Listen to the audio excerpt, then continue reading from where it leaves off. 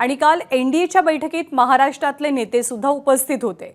महाराष्ट्रातल्या नेत्यांकडनं पंतप्रधान नरेंद्र मोदींनी राज्यातल्या पराभवाची किंवा राज्यात अपेक्षित असा परफॉर्मन्स का झाला नाही याची कारणं जाणून घेतली। विधानसभेला चुका सुधारा आणि एकत्रितपणे काम करा असे निर्देश पंतप्रधान मोदींनी दिल्याचं कळतंय।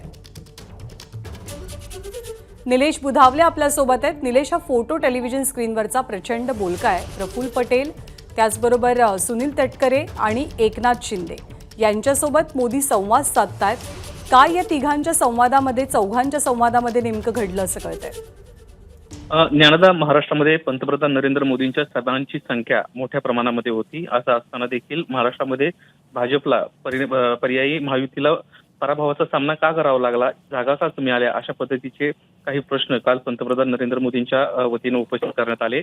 यावर महाराष्ट्रातले जे महत्त्वाचे नेते आहेत त्याच्यामध्ये प्रफुल्ल पटेल होते, स्वतः मुख्यमंत्री एकनाथ शिंदे होते, सुनील तटकरे होते। त्यांना आपली जी काही कारणं आहेत ती देखील सांगितल्याची माहिती मिळते।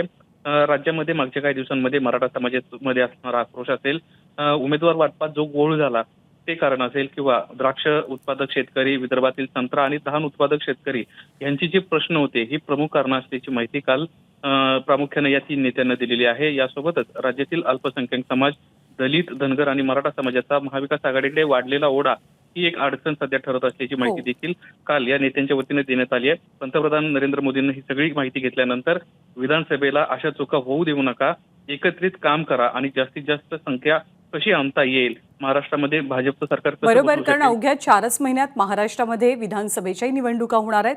त्यामुळे चुका सुधारा आणि विधानसभेसाठी कामाला लागा असे निर्देश पंतप्रधानांकडून सर्वांना दिले गेल्याचं कळतंय। धन्यवाद निलेश या माहितीबद्दल। एबीपी माझा, उघडा डोळे बघा नीट।